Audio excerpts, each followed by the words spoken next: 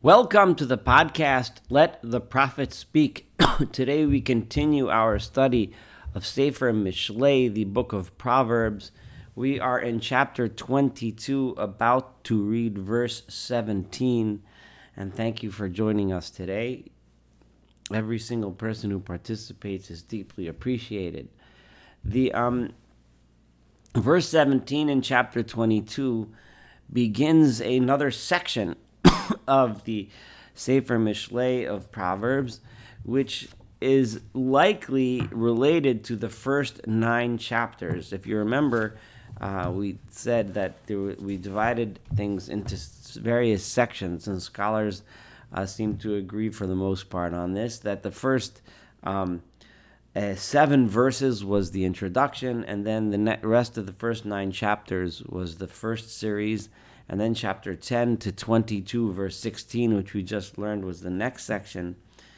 And the reason why this seems to harken back to those 9 is because it was written in the form of a speech being given by either a teacher or a father or a sage to a student or a son, right? And again, right here with verse 17, it picks up again with that same tone, with that same voice, and the similar style.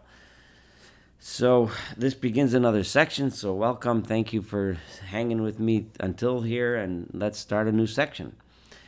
So hat oz necha, and just for your reference, this should continue until I think it's chapter 24, verse 34, so about 2.5 more chapters. Hat oz necha, turn your ear, Ushema, and listen divrei chachamim, to the words of the wise. V'libcha toshis l'dati, and your heart should pay attention l'dati, to the wisdom which I am about to impart. It's pretty obvious what he's asking. I just want to point out that Rashi points out that he starts off by saying divrei chachamim, the words of the wise, and therefore listen to me. He's saying here, listen, but make sure you pay attention to who you're listening to. Listen to someone who is wise. Don't listen to the wrong person, or you'll end up going in the wrong direction. Verse 18, because it is very sweet, it is very good, when you keep these words, when you guard these words, when you preserve these words within you, literally within your stomach, but within yourself.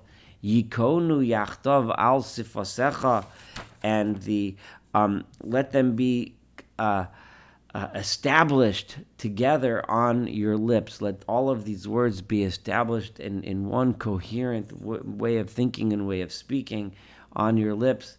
Again, here this seems to be a reference to not just keep it inside you, but when you speak, when you teach others, make yourself a vessel to teach them. That's why it says on your lips. Because if you do this, if you follow my instructions, lios badonai mivtachecha, then your trust will be placed in God. Hodaticha hayom af ata. I am telling you now, you are being informed. Yes, af ata, even you. In other words, saying, don't think you're too small to hear this news, to learn this wisdom, but even you are ready to hear this. Even you are part of this. If you pay attention, then your trust will be placed in God, which is the na'im, which is the sweetness that I am advising you to take. Verse 20, Halo chasavti lecha, and here the word has a kriya and a ktiv. The kriya is sholishim. The ktiv, that's the way it is read. The way it is written is shilshom. I will address that in just a moment. Bimo etzos v'doas, right? I have written to you. So now let's look at this word, if it read the way it's kri, the way it is read, which is sholishim. Sholishim would mean, usually that means officers. V'nasati l'cha sholishim, right? I gave you officers, right? So halal kasavti l'cha sholishim, that would be reminding us of a verse back in where was it? Um,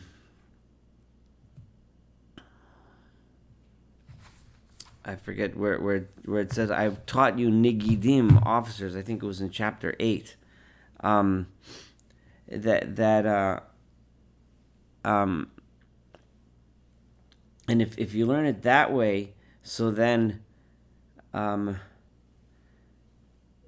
that would be one way of understanding it. Sholishim. I have already written to officers, meaning something special. I have written to you something special that teaches you, that shows you, that points you in the right direction. B'mo etzos, with wise counsel, vadas, and knowledge, and special knowledge. That would be the way of reading it if it says sholishim. And Sholishim is the way the Ralbag reads this verse and understands it and translates it that way.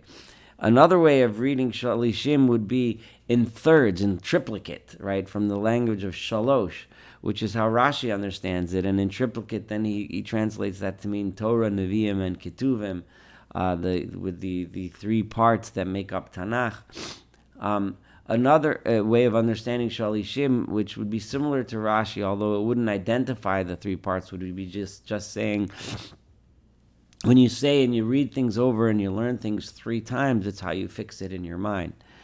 So I've written for you three times in 3 different ways so that you understand the concept I'm trying to teach you. Another way, and I'll leave with this last one, is shilshom, is reading it the way it is ketiv, the way it is written, which would then mean shilshom in Hebrew is the day before yesterday, right? Meaning I've already written to you in the past, right? I've already taught you before the Torah, now I want you to put it into practice. And what did I teach you? Verse 21, Lohodiacha kosht imre emes. I wrote it for you in order to let you know the truth of the words of truth. How true the words of truth are. Right? Lahashiv amorim emes l'sholchecha, so that you can bring back a report of truth to the ones who have sent you, or to the ones who have sent you. Right?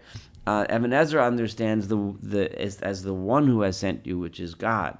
In other words, I am teaching you truth so that when you go back to God, so to speak, you can say, yes, I have done what you have sent me to do. I am bringing back words of truth. And then what does he say in verse 22? Al tigzol dal, don't steal from a poor person, kidalhu, just because he's poor. Rashi understands this to mean because he's poor, he's powerless, he's easy to take advantage of people. Don't take advantage of people just because you can. V'al tidake, and do not crush ani bashoar, the poor person who sits in the gate, presumably trying to panhandle to collect money. Don't just step on him because he's easy to step on and nobody cares about him. Another way Ibn Ezra understands this is don't steal from a person because he is poor. Since he is poor, therefore have mercy on him and do not steal from him. Those are just 2 ways of understanding this word key of because. Right? But why should you not? Verse 23, Ki Adonai Yoriv Rivram, God is going to fight their fight. V'kava eskoveim nafesh, right? He is those who take away their lives. God is going to take. He's going to take away from them.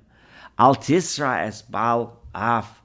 Do not hang out. Tisra here means not from the language of reish ayin, of ra, bad, but of re'ah, of being a friend. Don't become friends and be friendly with a person who is angry. Don't come into the company of a person who is full of anger. If you hang out with people that are constantly lashing out, constantly bashing everyone, joining the group of the people who are angry and constantly yelling at this and yelling at that, pen te elaf orchaso, because you are going to learn his ways, you are going to absorb his ways. V'lakachta mokesh lenafshecha, and you are, in the end, you are going to take a trap, a snare for your soul. This way of going through life, the way of life of being angry at everyone around you, angry at everything around you, this is a path of life which is a trap. It's going to trap you, and you'll never get out of it. Al tihi betoke echaf. Don't be among those who are constantly shaking hands, ba'arvim masaos, who are constantly guaranteeing other people's debts. constantly taking responsibilities that you shouldn't. If you take on such responsibilities, this is a warning that in Sefer Mishlei says over and over again, be very careful before you take responsibility for someone else's debts. Because if when time comes to collect, you don't have money to pay, and the likelihood that the other person that you guaranteed won't pay is quite big, and if you don't have anything to pay, why should they take your bed, your pillow, your blanket, your mattress from beneath you? You won't even have what to sleep on. This is an important lesson of life. While it's very nice to help out your friend, but if you help out your friend in such a way that you're going to end up with nothing, it's going to backfire. It's not worth it. Be careful. You need to take care of yourself first. Al taseg gevul olam. Do not take down a boundary that has been around forever. Asher asu avosecha, that which was placed there by your forefathers. This reminds me of the story. I'm not sure if they say it about someone in particular, but it bounces around a lot. People talk about it. You find it online here and there in conversations. The two people that are walking down the road or driving down the road, whatever, and then there's a big rock in the middle of the road, right? A big obstacle, or let's say, or even a guardrail, or something, one of these warning signs. So one guy, they're both annoyed because they were trying to go from point A to point B, and they can't get to point B because there's this big obstacle. But they both stop. And one of them says, all right, let's move it so we can get going. And the other guy says, whoa, wait a second. Before we move it, let's find out why they put it there. maybe there's a reason why this obstacle is there, and so that we shouldn't go by. There might be something dangerous coming up. And this is really what it's saying. If your forefathers put down a guardrail and says, be careful, don't go there, don't just pull it down. Al taseg, don't just move down the boundary. Think for a minute, why was this boundary stone put here in the first place? Then you can decide if you're going to remove it. Anyway, chazisa ish mahir bimlachto, right? If you see a person who is mahir, literally mahir means quick in his work, but it means that he's, in this context, it means, that he is skilled in his work, right? Such a person who is skilled, but skilled in such a way that he's diligent, I think that's actually a better translation. He's diligent in his work. Lifnei melachim yisyatzav, he is going to sit in front of kings. Bal yisyatzev lifnei chashukim, he's not going to find himself stuck working for the lowly, for the low ones. It's kind of like a craftsman who's really good and skilled. He's going to be hired out by the rich people and get the big bucks. He's going to be the one who's successful. But if you're lazy and you do your jobs half-baked and you don't do a great job, you're going to end up working for the lower classes. You're going to end up not making as much money in your business. So when you do things, do them right if you want to be successful. So this concludes chapter 22. Thank you so much for joining me for chapter 22. I look forward deeply to studying chapter 23 together with you. And of course, the rest of this wonderful, insightful, incredibly wise book of Proverbs. I wish you all a wonderful day. If you would like to comment, you can either comment in any of the public forums. I'll try my best to respond. Or you can send me an email directly at weinrebsaul@gmail.com. That's WEINREBSAUL@gmail.com. Have a wonderful day.